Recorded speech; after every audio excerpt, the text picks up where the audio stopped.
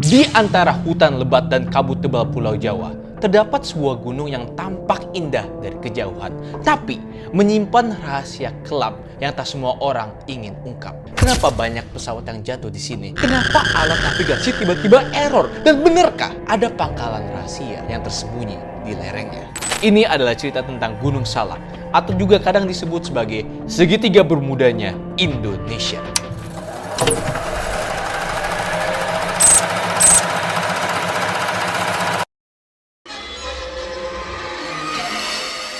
Sebelum kita bahas lebih lanjut misteri ini, pentingnya kita mengetahui dasarnya dulu, yaitu apa itu Gunung Salak? Jelas dari namanya saja ketahuan itu adalah sebuah gunung. Tapi bukan sembarangan gunung. Gunung Salak berada di perbatasan Bogor dan Sukabumi, Jawa Barat, dengan ketinggian 2.211 meter di atas permukaan laut. Memang bukan gunung tertinggi di Indonesia, tapi jelas satu paling ditakuti. Nama Salak berasal dari bahasa Sangsekerta, Salaka, yang artinya perak. Namun, keindahan perak di sini menyembunyikan kisah-kisah hitam penuh tragedi. Kisah kehilangan nyawa, alat navigasi yang tiba-tiba error, dan sebuah medan yang bahkan menantang para militer sekalipun. Gunung Salak tercatat sebagai gunung berapi yang aktif. Terakhir letusannya terjadi pada tahun 1938. Dan sejak lama kawasan ini sudah menjadi tempat latihannya militer Indonesia. Dan karena itulah beberapa lokasinya tak bisa diakses oleh publik. Bahkan, kalau kalian ke Google Maps, mungkin kalian akan menemukan beberapa tempat di sana yang di-blur. Alasannya ya karena itu tempat strategis militer. Tapi konon ada alasan lain kenapa tempat-tempat ini tak bisa diakses ke publik.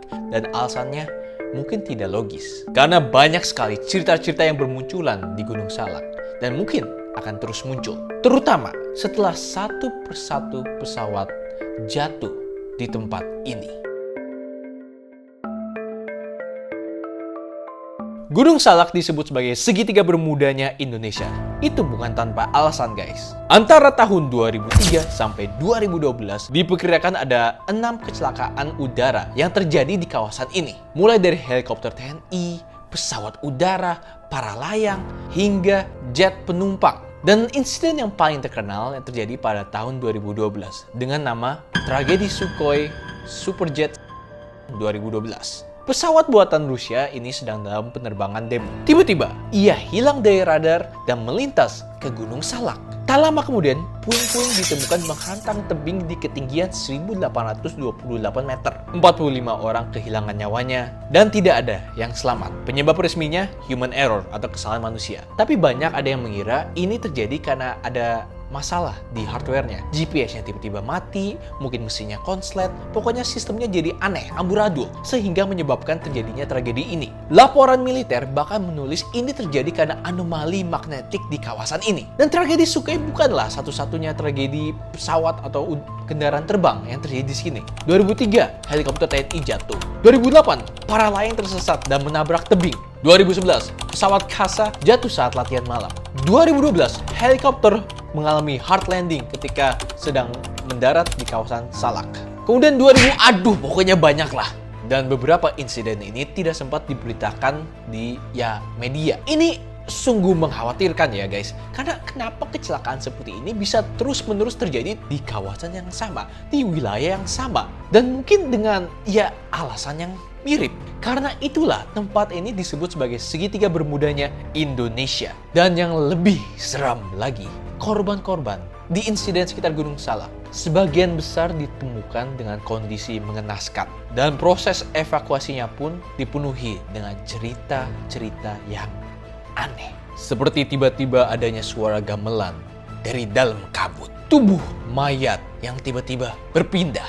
Dan tim SAR yang seakan-akan tersesat dan muncul di tempat-tempat yang mereka nggak ingat mereka ke sana. Nah, kalau sejauh ini kamu mendengar cerita ini dan kamu merasa ini kayaknya gunung ini ada vibe atau aura tidak nyaman di sekitarnya. Kalau kalian mikir itu, kalian benar. Dan kalian bukan satu-satunya yang berpikir seperti itu. Beberapa jalur di sini, di kawasan Gunung Salak, seperti titik 47-48 hektometer, dikenal sebagai tempat angker. Banyak pendaki dan pencari korban hilang yang mereka bilang seperti muter-muter di satu tempat ketika berada di tempat ini. Bahkan ada laporan atau cerita di mana orang yang tersesat tiba-tiba menemukan kampung. Tapi ketika mereka kembali untuk mencari kampung itu, kampungnya tiba-tiba seakan hilang begitu saja. Nah, walaupun ada juga cerita-cerita mistis di sekitar Gunung Salak ini, banyak orang yang berpendapat bahwa kecelakaan di Gunung Salak hanyalah karena kondisi ekstrim daerah situ. Kabut tebal, curah hujan tinggi, dan kontur lembah yang menipu radar. Tapi, kalau benar itu alasannya, kenapa hanya Gunung Salak yang memakan banyak sekali korban? Bukannya banyak wilayah yang juga mengalami atau mempunyai medan ekstrim seperti itu? Apa benar karena kabut tebal, hujan, dan kontur lembah yang membuat radar jadi bingung mengakibatkan banyak sekali tragedi yang terjadi di tempat ini? Ya, mungkin emang sesimpel itu jawabannya. Tapi ada beberapa yang percaya ada sesuatu yang lain di gunung ini. Sesuatu yang mungkin tidak bisa dijelaskan secara logis. Bahkan pendaki dan pilot mengaku pernah mengalami hal-hal aneh di daerah sini. GPS kacau, kompas berputar-putar secara liar. Bahkan ada yang merasa seperti dituntun untuk pergi dari zona aman keluar jalur menuju zona bahaya. Nah, fenomena-fenomena ini sering dikaitkan dengan anomali magnetik gangguan alam tak terlihat yang bisa mempengaruhi sistem komputer, bahkan juga sistem di otak kita. Jadi ya, bukan teknologi saja yang terpengaruhi, manusia juga bisa terpengaruhi. Bahkan ada laporan pendaki yang tersesat, padahal sudah mengikuti jalur. Loh, kok bisa begitu ya? Bahkan ada laporan di mana mereka melihat ada cahaya-cahaya aneh di malam hari, seperti obor atau kunang-kunang besar. Lalu kemudian cahayanya hilang begitu saja. Dan mereka yang selamat dari berbagai jenis tragedi di tempat ini selalu mengatakan satu hal, bahwa ada sesuatu yang aneh di gunung itu. Ada yang salah di tempat itu. Dan sesuatu ini tidak terlihat, tapi bisa dirasakan. Jadi ya, memang secara teknis Gunung Salak adalah wilayah dengan curah hujan tinggi, lembah curam, dan cuaca yang berubah drastis hanya dalam hitungan menit. Kabut tebal tiba-tiba bisa muncul saja dan menutup semua pandangan kamu. Bahkan sinyal radio sering hilang total. Tapi tempat ini juga dikelilingi misteri yang begitu tebal. Bahkan seorang pendaki veteran pernah mengatakan bahwa kalau kalian melanggar pantangan lokal, kalian akan tersesat di satu titik selama berjam-jam tanpa kalian sadari. Salah satu titik terkenal adalah di hektometer 47-48 yang sempat kita bahas tadi. Yang terkenal sebagai tempat yang angker katanya, di mana beberapa orang dilaporkan pernah menghilang tanpa jejak. Nah, beberapa ahli menyebut gangguan ini sebagai hasil tekanan psikologis. Hasil tekanan psikologis kelelahan, oksigen tipis, dan cuaca ekstrim. Tapi bagaimana dengan suara gamelan yang tiba-tiba muncul di rekaman SAR? Bagaimana itu bisa menjelaskan cerita mendengar suara langkah tanpa tubuh di jalur pendakian? Bahkan ada pilot yang pernah mengatakan bahwa waktu mereka terbang, mereka percaya mereka di ketinggian yang aman. Tapi kemudian mereka mendengar seperti ada bisikan, ada suara seperti menarik mereka ke dalam. Dan tiba-tiba mesin pesawatnya mati. Oke, mari kita lihat ke sisi lain. Jadi beberapa tempat di Gunung Salak ini di-blur di Google Earth atau di Google Maps dengan alasan ini tempat militer, kamu nggak bisa melihat. Tapi ada teori yang mengatakan bahwa tempat-tempat yang di-blur ini bukan pangkalan militer, melainkan pangkalan rahasia yang mungkin bukan buatan manusia. Ada saksi yang melihat cahaya berbentuk silinder di malam hari, melayang perlahan lalu tiba-tiba menghilang di balik tebing. Mirip dengan laporan UFO klasik ya. Ini tumben banget ya. Biasanya laporan UFO itu kita dengar dari luar atau dari luar-luar, teori konspirasi di luar. Tumben banget ya ada laporan seperti ini di circle kita.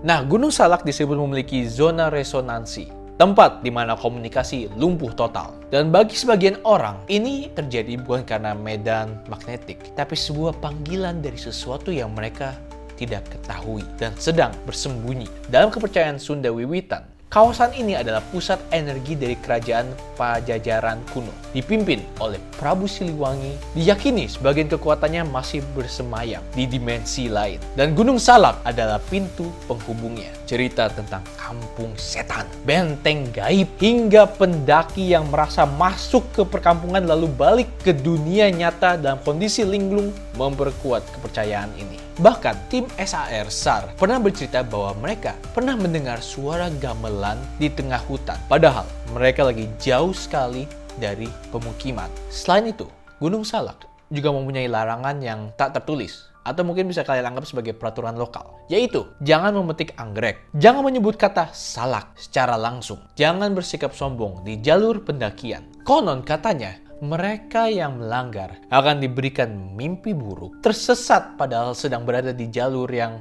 tepat, atau bahkan diambil dan kemudian tak tahu kapan akan dikembalikan ke dunia kita. Beberapa pendaki juga mengaku pernah melihat sosok hitam dan besar berjalan, tapi tidak mengejar, hanya mengamati. Dan di kawasan puncak Gunung Salak terdapat makam Nyi Roro Kidul dan Pangeran Syarif Abdullah, dua nama besar dalam mitologi dan sejarah spiritual Jawa Barat. Banyak pendaki yang datang bukan untuk menaklukkan Gunung Salak, tapi untuk ziarah. Beberapa bahkan membawa sesajen dan bunga 7 rupa, bukan karena syirik, tapi sebagai bentuk penghormatan. Karena bagi mereka, Gunung Salak bukan tempat wisatawan atau tempat rekreasi, tapi adalah pintu ke dunia lain. Nah, kalian mendengar semua cerita ini mungkin akan menganggap ini mungkin sebagian hanya mitos, sebagian hanya ilusi. Yang kata para ilmuwan itu, ini adalah hasil karena gangguan tekanan atau orang-orang lagi capek ya. Tapi kalau semua orang mengalami hal yang sama, melihat